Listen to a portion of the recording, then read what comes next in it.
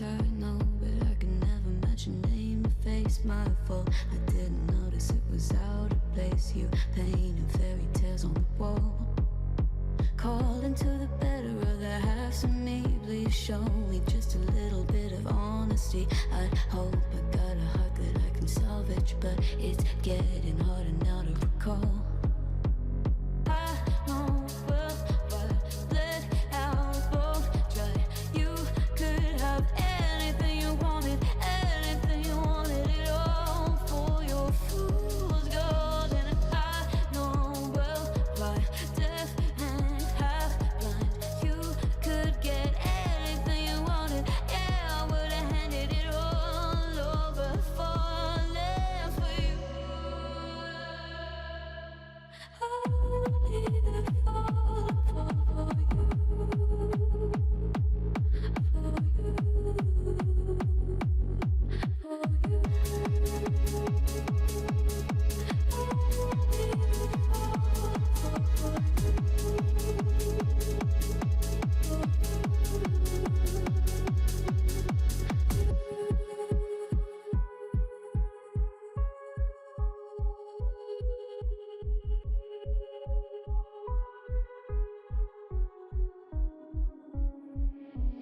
Came in and you're looking like a sign of grace. I know, but I can never match your name to face my fault. But when I noticed it was far too late, you left a fingerprint on my soul.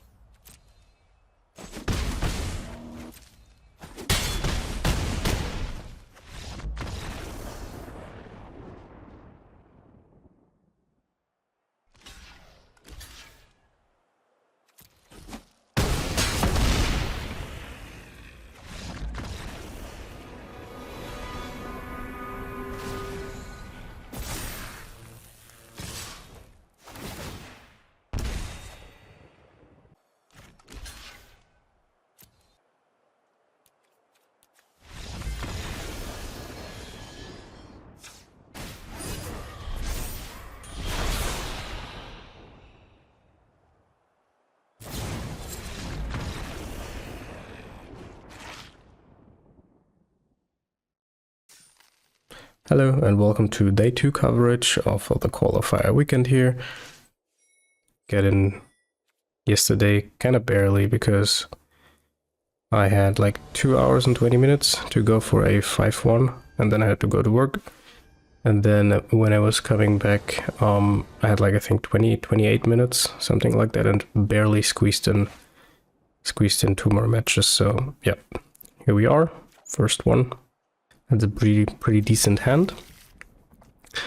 Obviously would be even better with a Halfling instead of the far set, but I take the option of those 2 1-drops gladly as well.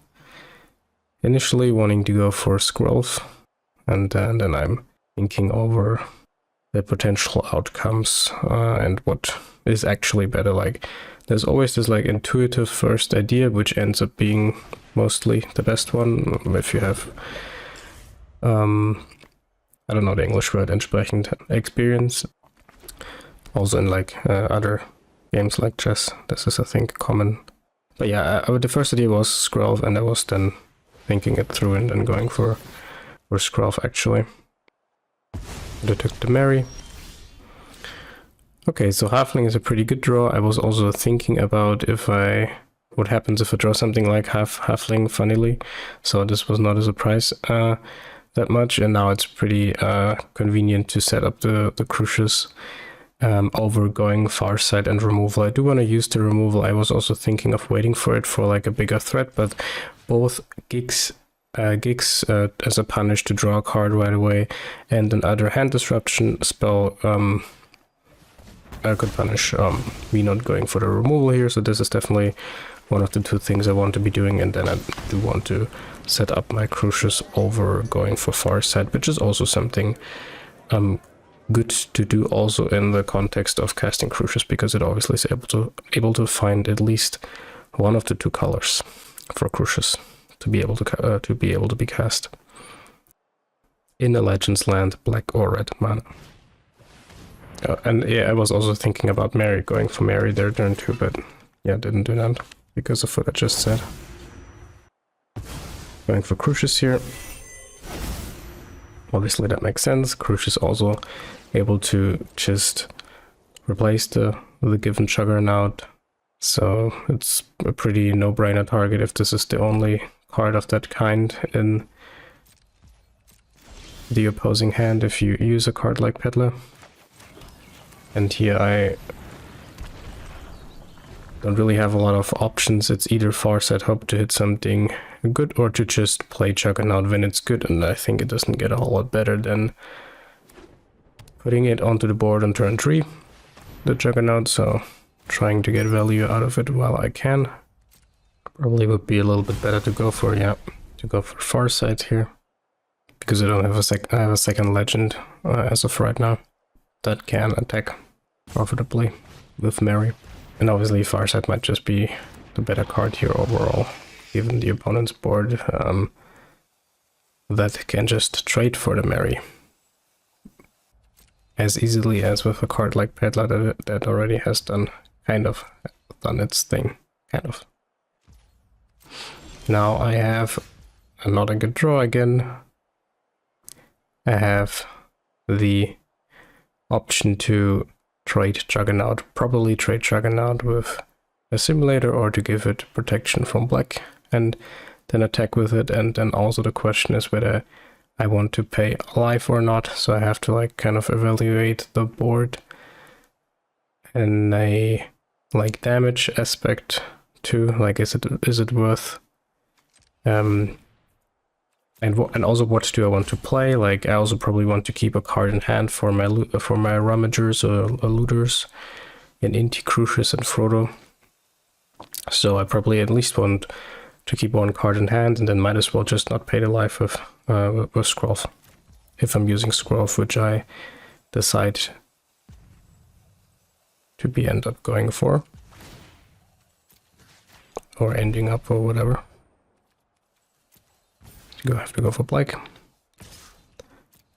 And I don't want to trade Mary with one of the 2-drops, maybe a Simulator, but it would just probably use Peddlers. But I'm playing it out, and then probably just have to take a bunch of damage But yeah, maybe I also change my mind and go for block. I know now that I did not do that, but at this point I was open still towards changing my mind and blocking the peddler, which is totally fine in general, unless they have like removal for Mary plus gigs with an untapped black, I guess. But yeah, the idea was to, you know, draw a legend in your Legends deck and then use Mary with that, or to top deck Frodo, because that can make the Juggernaut legendary, or the Haywire might, because, and yeah, I knew I drew a Frodo, of course, but that was also one of the options to be having to think about whether to keep Mary alive or not. And now it could name one of the smaller creatures like Halfling or Might, because they can't be blocked from the opposing creatures that are untapped on board. But yeah, I gave it to the Juggernaut, because maybe I want to like double block the Assimilator, and yeah, don't want to give up Frodo as one of the two creatures that have to block it because it has menace. But maybe I wouldn't have done it anyways, because maybe maybe I need the Might, but I don't know that. So it was just an overall awkward spot until this point already. Not that the opponent did too much, but yeah, I'm just not able to find my my higher mana value cards. More of the value cards, basically, which the deck is stacked with.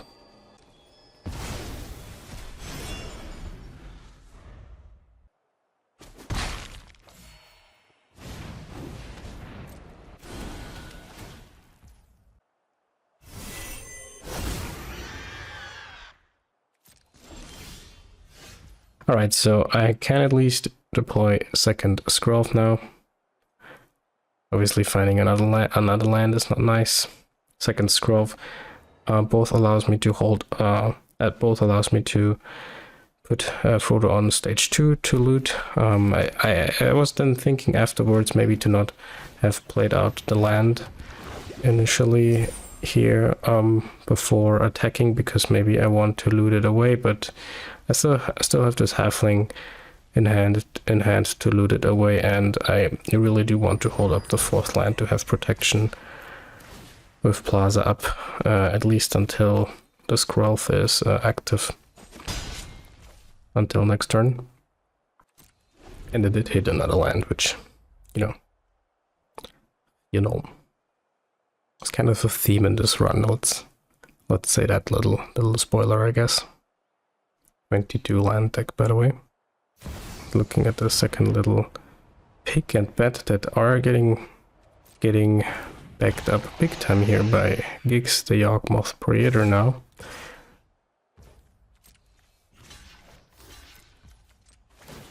Yeah, and obviously I'm trying to at least prevent them from drawing any card if I can. So here the Might gets used. I don't know if they have cards like the Ring or something like that. And obviously this card I would have loved to have in play earlier to both stop the hand hate EDBs, or to snipe off the bat, to not only remove it but get Elven Farsight, and then also preventing them to draw an extra card with the Giggs there, which of course is kind of unfortunate, but I'm not complaining too much because at least I drew it now.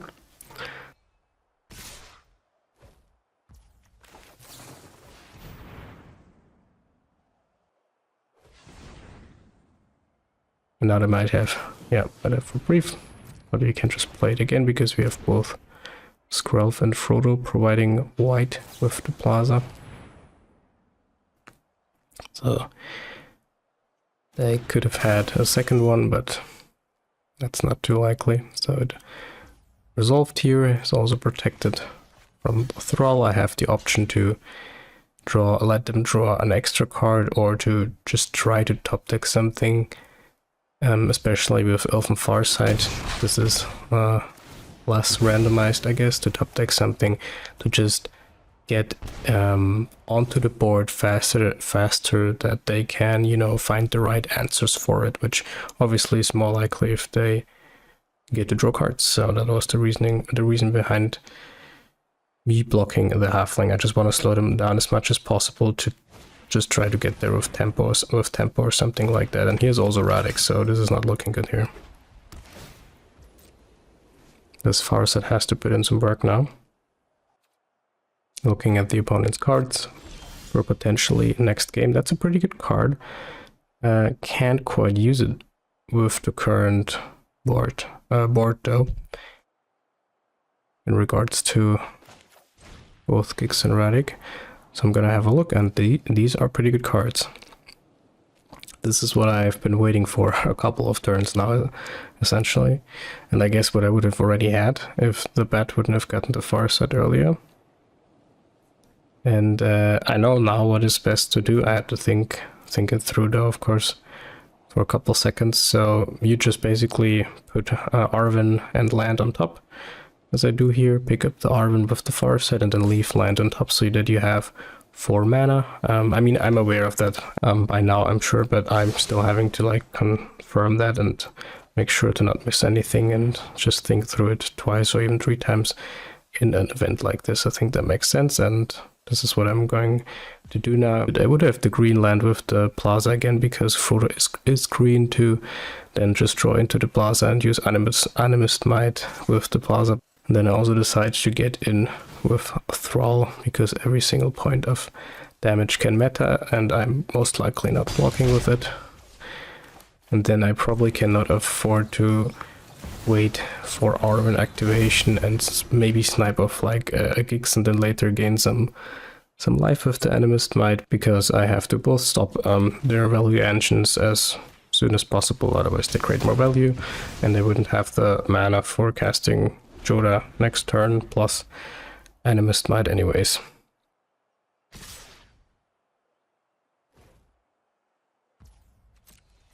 Obviously going for the bigger creature here.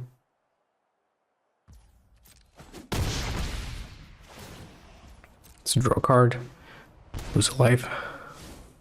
It's an interesting match so far because it wasn't really looking like that before the right, but just this like ambush with the Thrall and then the Farset into good stuff, you know, can definitely also push things back in a direction. Okay, obviously has to go for Squall first. It's gonna resolve. I was thinking for a second for something like Virtue of Persistence, like any like sorcery speed removal that some lists have or might have in the main deck. But probably again not worth paying the life for something that is just kind of unlikely. Since I have Joda coming up, Frodo is pretty good, right? I won't go up further in ring stages because of the Thrall, but it still has the ring, and with Joda it basically removes a creature like almost each turn, right? So I wouldn't even know if I would have had targeted or to target Frodo or Arven there, or a maybe Virtue, so I was just deciding to just not pay the life. Yeah, this was the moment I remember wanting to have had this Halfling so that I can have protection, at least from non-Excel based, or from I guess destruction based removal. I go for the Throat, for the Joda with the Arven, but I did not know that this comes up, and obviously I would have loved to keep the Halfling, but I had to do something. And luckily they don't have it. I was really thinking like, because they hovered and hovered and hovered, oh I got to have the removal now. And actually, I mean you have to look at our board here and then theirs. They actually decide to go for Gix and to high roll, which makes sense honestly, because they don't know my deck. I might have like multiple Joders and Arvens, and if they hit a board similar to mine, they're just back in it, right? And if the current hand is simply just not able to handle the board of mine here, then it makes sense for them to do that, even though you see that they, you know, kind of break here now, which I guess is also likely, but Both they couldn't have known that, and also they didn't really have another chance, if that makes sense, right? Found a preacher here, which I can't quite cast yet, and I found Draw Zeal. Gonna have a look through the cards in the grave. I mean, I'm playing it pre-combat, not that it matters too much, but I get to Cascade with Choda.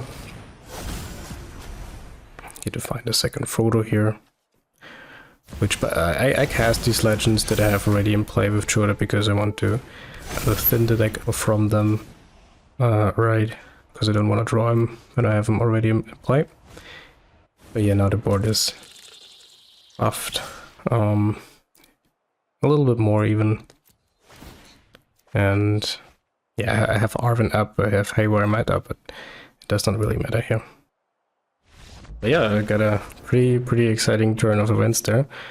With the Thrall Ambush and the Elven Farsight and the good stuff, and them not having the not follow up. I guess can struggle if they don't keep hitting removal and card advantage. Yeah, and I guess now we have to fast forward. Yep, that did not work out. And then what's with this one? No, that also not too many of those. And then let's look at the other one. Okay, that's also too many of the mana sources. Yeah, and then let's that's not that either. Okay, yep, that was plus 250 gems, I guess. GG's.